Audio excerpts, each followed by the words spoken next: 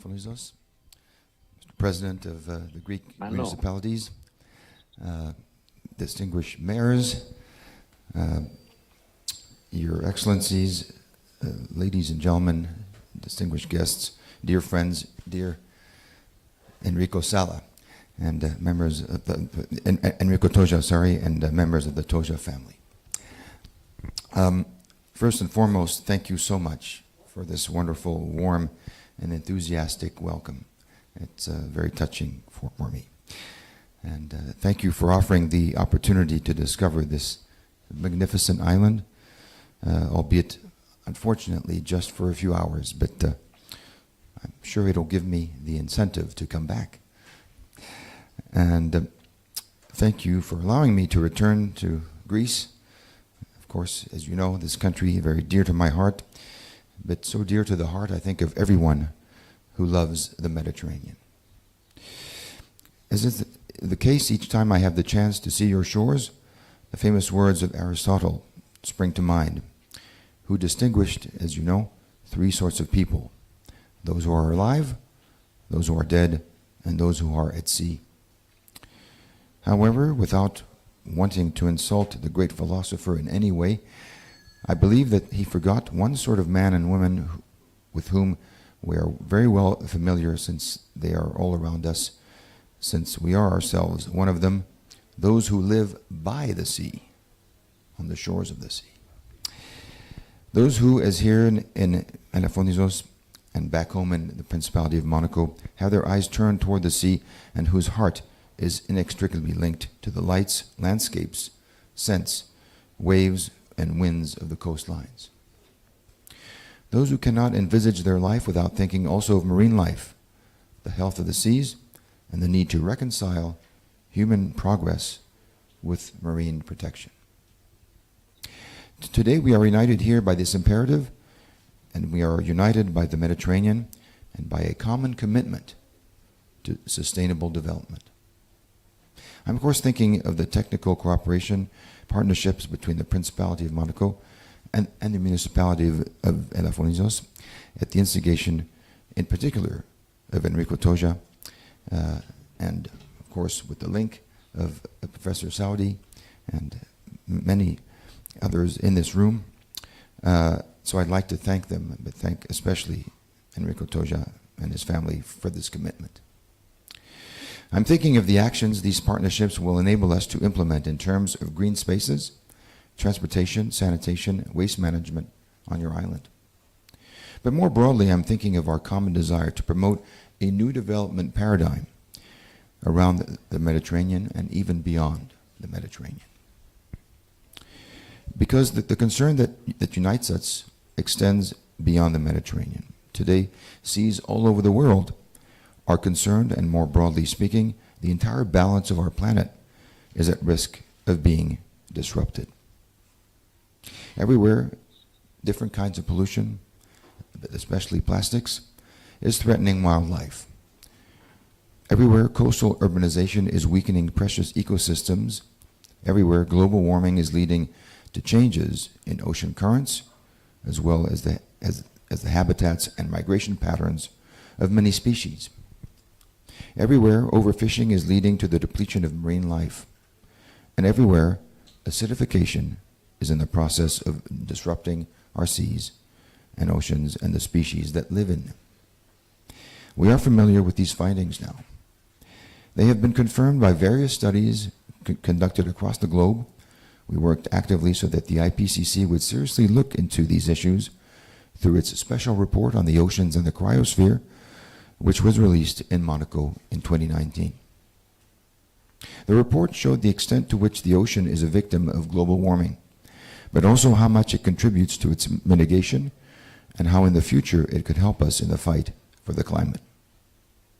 Thanks to these findings, awareness has begun to spread year after year, and I see the growing commitment of multilateral institutions, of governments, and of communities such as yours in regard to ocean protection. Unfortunately, this commitment is still inadequate given the scale of the threat, especially here in the Mediterranean, so rich yet so fragile, so loved yet so threatened by the millions of men and women who live along its shores or visit it every year. The Mediterranean, as many of you know here, but I feel it's worth emphasizing once again, is home to 28% of the planet's endemic species, both animal and plant, distributed in less than 1% of its surface and barely 1/1,000th of the volume of its ocean waters. There are also close to 500 million inhabitants living around the Mediterranean region, of whom 150 million live directly on the coastline, not counting the 300 million tourists that flock to its shores every year. And sadly, the Mediterranean also harbors 60,000 tons of detergents, 100 tons of mercury, and 12,000 tons of phenols that are dumped into it every year. Not to mention half the world's oil traffic, degassing and doing a wide variety of sometimes illegal maneuvers, and the huge amount of pollution generated by such intense maritime traffic. That is why we need to take action here more than anywhere else, faster than anywhere else, in a bolder and more efficient manner than anywhere else, to create a new lifestyle with our seas that is more respectful, more harmonious, and more pleasant for everyone. And that is why we are here together today, to talk about what we are doing and everything that you are doing around this Elafonisos Eco Week. Because the challenge, both here and elsewhere, is to succeed in reconciling the protection of the marine environment with the development, growth, and progress of men and women in every aspect. This is the purpose of the actions implemented by the authorities, but also by NGOs and all the population. They are based on the traditions and culture of the island. They encompass its fauna and flora. They concern all its economic and tourism activities. They lay down the principles for a more virtuous circular economy. They include, of course, infrastructure projects, energy and transportation, as well as cultural activities. They have a local dimension, but they can be deployed on a wider scale, and they involve visitors and natives alike. It is altogether, as you were saying, Mr. President, capitalizing on all the leverages available and without neglecting any aspects of our lives that we will be able to bring about positive change. In order to do so, there are many ways that we can take action, and many projects can be implemented. I'd like to mention just a few of them here, which are particularly important to me, including certain ones that bring us here together, such as the Elafonisos No Plastic Bags project, which will kick off, I think, very soon. Its aim is to put an end to disposable plastic bags, of whom many harmful effects are known, and we are well aware of them. To that end, it is based on the participation of the island's retailers and the involvement of their employees, but also on other driving forces in the local community, while striving to promote more broadly targeted awareness among inhabitants and tourists alike. And it covers various aspects, from training sessions, which will be conducted by academics, to cotton recycling streams that enable sustainable bags to be produced. And Elafonisos No Plastic Bags is a project that unites, which was thought up here by local players, and which we are delighted to support for all these reasons and for all the potentials and the potentialities that it opens up. It falls within the framework of our BMed initiative, which pools and supports local projects to combat plastic pollution around the entire Mediterranean region, with three objectives: to support and build a network among the stakeholders involving fighting pollution, to facilitate the implementation of effective and sustainable solutions, and to encourage the sharing of experiences and good practices between stakeholders. Since its creation, BMed, with of course, with the support of different stakeholders, my foundation included in those, has already committed 1.25 million euros in support of 82 projects located in 15 different countries. Through this network, BMed is thus helping to bring about positive and creative regional momentum, toward which I'm particularly pleased that Elefonisos and its population are contributing. However, plastics, sadly, is not the only scourge that affects the Mediterranean.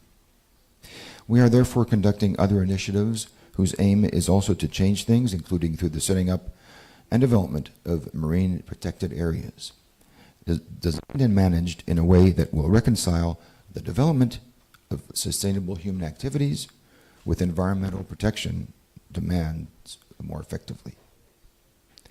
In order to do this, we created MedFund with the help of France and Tunisia, an innovative trust fund that is dedicated to the funding of marine protected areas in the Mediterranean. We have a capitalization target of 30 million euros by 2025 in order to support the Mediterranean MPAs, representing roughly 7,000 square kilometers of natural, marine, and coastal protected spaces. In the same spirit of protecting the most fragile ecosystems and species, my foundation has also launched an initiative to promote the Mediterranean monk seal, the Monk Seal Alliance. We have talked about that. It focuses on gaining a better understanding and of providing better protection for this particularly endangered species, some of the last colonies of which can be found not too far from here on the Greek shores. To achieve this, we are focusing on its habitat in partnership with local players, because our idea is always to involve the populations and locals in order to find together a new way of living in harmony with the sea. These three examples, which I feel are very close and even linked with the actions carried out or to be carried out here, highlight, I think, the need to take action always collectively, involving various players, public authorities, of course, and local nature conservation associations or organizations, of course, but also economic players and every citizens and users of these different areas. And in particular, tourists, who are also so important for your economy, but for everyone's economy around the Mediterranean. And it's very important to involve them and to have them be implicated in these projects. So, Your Excellencies, ladies and gentlemen, dear friends, from your magnificent beaches to the Rock of Monaco, I believe that we are faced with the same questions. There is no longer what can we do, because we all can see that on a daily basis, everything that needs to be done, that what is possible and what is necessary. The question is today is how can we do it? And from the beaches of Elefonisos to the Principality of Monaco, I believe the answer is the same. It involves working together, mobilizing everyone, creating different partnerships. It involves this sense of dialogue and encounter, of which RC is an incredible symbol, of which is embodied by this Eco Week. And it also involves, as suggested by your action plan, a return to our finest traditions.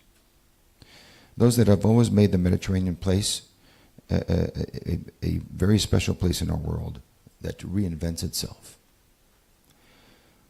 Those that made that, those who particularly explained that or showed that in a great way, there are many people, but I will note the words of the French writer Stendhal.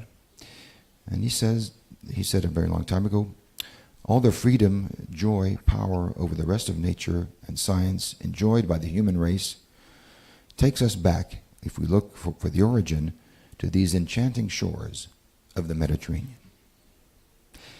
True to the history of our sea and its civilizations, it is once again here that we need to reinvent our freedom, our science, our joy, and our harmony with nature. Evkaristopoli.